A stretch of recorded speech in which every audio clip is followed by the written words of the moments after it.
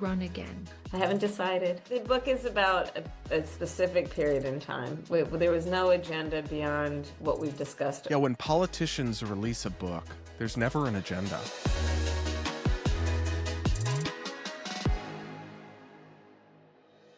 Kamala Harris is back and doing the rounds and maybe running for president again. Hello, darkness, my old friend. Here's the Mediaite headline. I might, in quotes. Kamala Harris leaves the door open on a potential 2028 run. Because you know what? Her 2024 run was just so amazing and went so well. Why not run it back for more? Now, in fairness to her, Biden kind of put her in an impossible position by dropping out with such short notice and clinging on to the nomination when he clearly should have been put out to pasture and not run again. So she kind of did get screwed over. I'm not sure anybody could really salvage a campaign with just a couple months to go, suddenly thrown together. But that being said, I mean, she's not good at this. Like, she's not a talented politician. She's not a charismatic figure. She's got the charisma of a dead fish and a track record that will haunt any nationwide candidate as like a very, very, very progressive California radical Democrat, basically. And then she's tied to all the worst failings of the Biden administration. So there's really no world in which she was ever going to be a strong or effective candidate. But imagine, like, there has to be a certain level of delusional narcissism to be a politician where you really just think that like you are something special and amazing, and like secretly you know how many people there are who think there should be a president in the Senate at any time? 100. Seriously, like all of them think that they should be the president, and in reality, most of them never will be. And, you know, probably lots of the members of Congress also think they should be president. So it's just, there's a certain narcissism that goes into this, but wait till you see the actual clip. Anyway, here's more from Mediaite. Former Vice President Kamala Harris revealed she was still undecided about another run for president, but said she might give it another go. Harris on Monday held a live video call with author Sharon McCannon. At one point in their conversation, McCannon introduced a lightning round, tasking Harris with answering a series of questions in rapid succession. While most of the questions were more lighthearted and had the former vice president reveal things like how she prefers to cook her eggs, the final one took things up a notch. I'm going to show you the clip. Let's reflect on that for a second. Is there a single person who actually wants to get to know Kamala Harris, like, as a person? How do you like your eggs? Are you a dog or cat person? I don't know. I could not fathom, at least with someone like Trump. I mean, he's crazy in a lot of his own ways, but he might say something entertaining in one of these, like, in that even if you hate him, you could laugh at or find bizarre or somehow unique. She's just probably like, she's going to give you a weird chuckle, ask you if you fell out of a coconut tree, and then give you some sort of like focus tested consultant written answer about like dogs and cats. Are you a cat person and a dog person? Well, I strive to exist in the context of the American culture that has come before us. And you can't, what did you just fall out of a coconut tree? You can't choose dogs or cats in America. I grew up as a little girl watching people go into segregated schools, and I always thought one day I'd be up on that stage with a dog and a cat.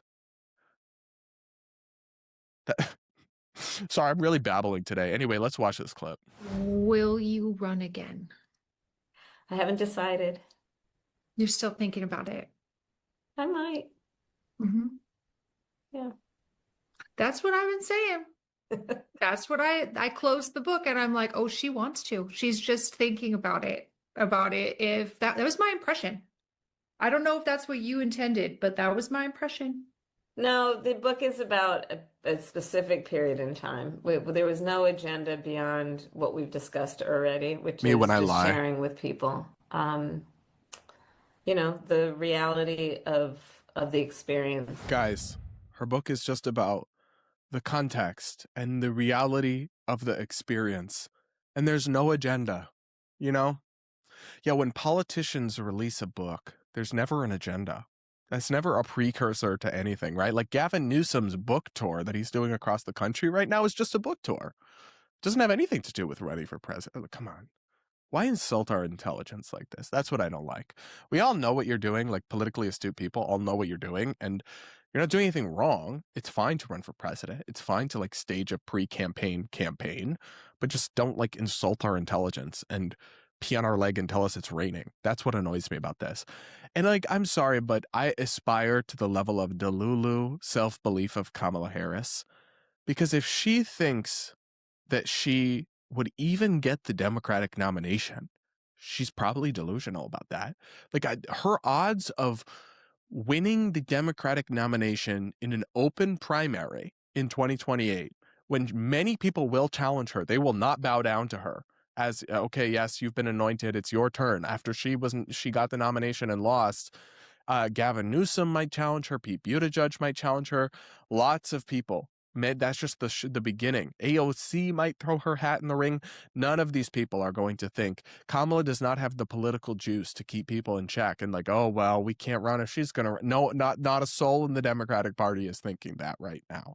What they're thinking is I hope that she doesn't run because they want to avoid a messy primary. But if she does, they'll take her on and she'll probably lose. I mean, think about it like this, she ran for president in 2020 in the primary and crashed and burned. And then she only became Joe Biden's vice presidential nominee because of like DEI. I know that some people get very offended if you point out that fact, but he literally said, I'm only going to consider a woman, and I'm leaning towards a woman of color for my vice presidential nominee. So he eliminated like 95% of the options and then picked her. And it just came down to her and a couple other black women, I believe. So she has never won a race outside of, at least in recent political history, like a safe pre-anointed race in the Senate or as a VP nominee when you're running as the number 2 on a ticket. That doesn't really take political skill. And just the idea that she has any sort of viable path to becoming a president and in a full primary and then in a general election. I mean, it's possible she could still win if she somehow did get the Democratic nomination, simply because like the tailwinds are going to be so behind the Democratic Party and so against the Republican Party coming after 4 years of Trump. It's just natural. It's like when you have a president, especially when they're term limited and when it's been a very controversial presidency, just like with the midterms, the Democrats are almost certainly going to win. It's kind of a question of by how much. This is just the way that American politics kind of cyclically moves. So it's not impossible that she could win, but it's like they're really going to make it that difficult for themselves by putting her up.